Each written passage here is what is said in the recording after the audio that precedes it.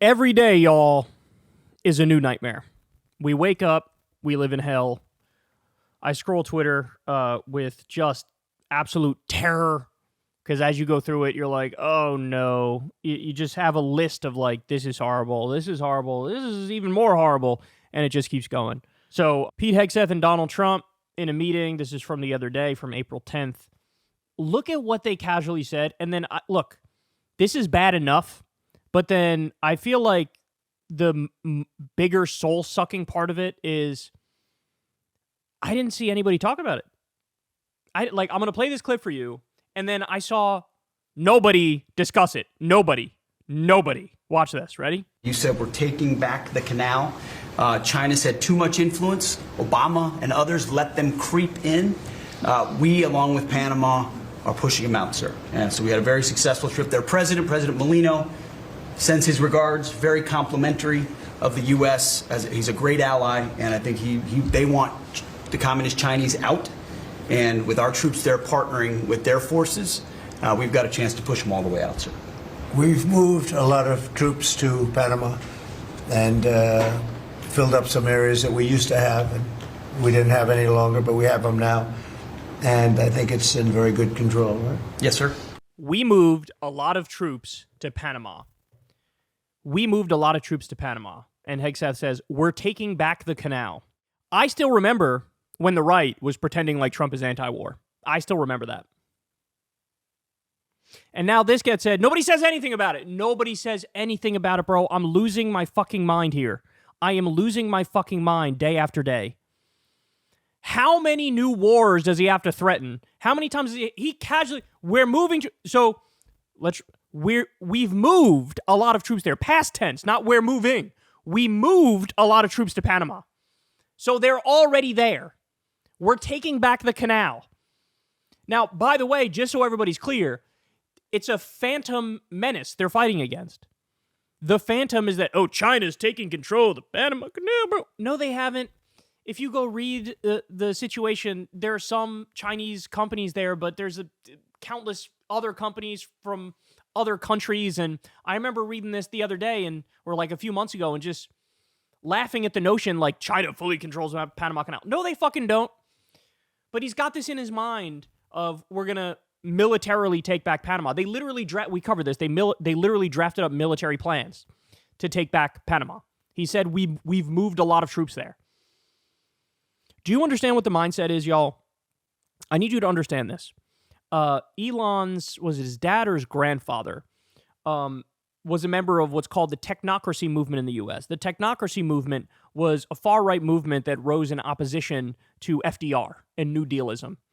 And the idea was, we need the corporations to run and control everything, right? We don't believe in democracy. We believe in a corporate takeover where the technocrats can run everything.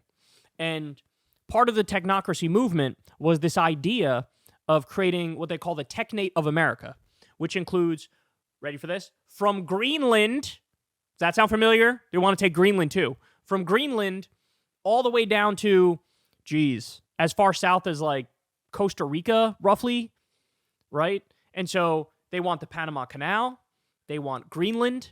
They're, as you all know, they're also drafting plans for war with Mexico to do drone strikes on the cartels by illegally claiming that they're a terrorist organization, even though they're not. And it looks like they're actually going for it. It looks like they're trying to create the technate of America and bring about those old 1930s anti-FDR corporate takeover plans. And then when you look at Curtis Yarvin is one of their intellectual thought leaders. All this stuff is straight out of Yarvin's playbook, right? The Dark Enlightenment, as he calls it. RAGE, which stands for Retire All Government Employees. Elon is in the midst of doing that right now. And then you have this robber baron fascist president, and we're taking back the canal, and we've moved a lot of troops to Panama, and nobody's fucking talking about it? Why is nobody talking? I'm going to lose it. I can't. How many times can people have the conversation about like 7 trans swimmers in the country and make that like the number one story of the day? But here you have the president of the United States talk about moving a lot of troops to Panama after he repeatedly threatened to do a war with them to steal it back. And nobody's fucking...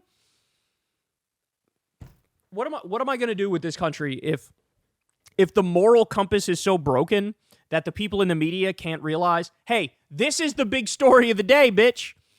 Imagine Joe Biden in one of his, like, semi-asleep press conferences. Hey, Jack, I want to say we're down Panama Canal, and we're moving a lot of troops there. We're gonna take back the canal, Jack.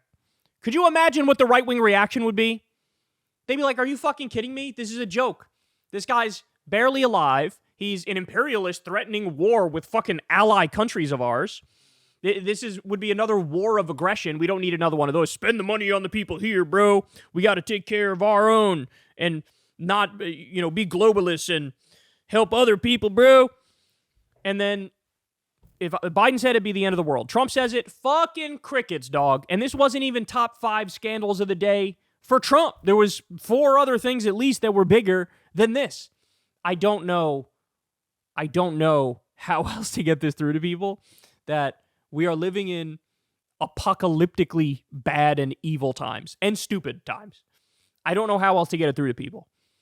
I mean, this is like Trump used to rip George W. Bush for doing the war in Iraq, and it's like, bro, you are George W. Bush on steroids and human growth hormone.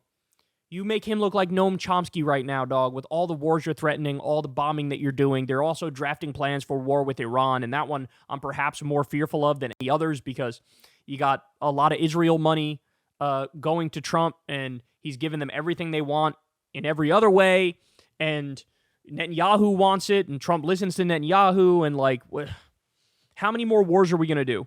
How many more invasions are we going to do? How many more ally countries are we going to turn into outright enemies? How quickly are we going to make the rest of the world run into the loving arms of China? And that's where we're at, man. That's where we're at. We've moved a lot of troops to Panama. We're taking back the canal. And I love how he talks about it. First of all, like it's a casual, nonchalant thing. Second of all, talking about it as if everybody should listen to it and be like, yeah, that's cool. Yeah, it looks like we're taking back the canal. I like that. Like he talks about it like, like your wife tells you, I walked the dog earlier. Like, yeah, we're going to take back the canal. We got a lot of troops down there. Like,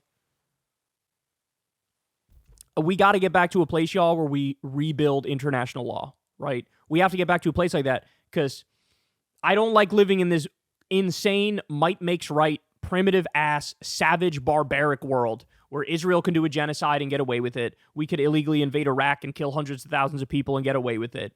You could have an insane, psychotic American con man president who is threatening multiple wars and casually saying, we've already moved troops. I'm done. I want to get off this timeline, y'all. I want to get to the better timeline. I went the wrong path. This is the wrong path. I got to get out of this timeline. Hey, y'all, do me a favor and like and subscribe. It helps out big time in the algorithm. Click the bell as well for notifications when videos drop, and watch that video on screen right now. You know you want to.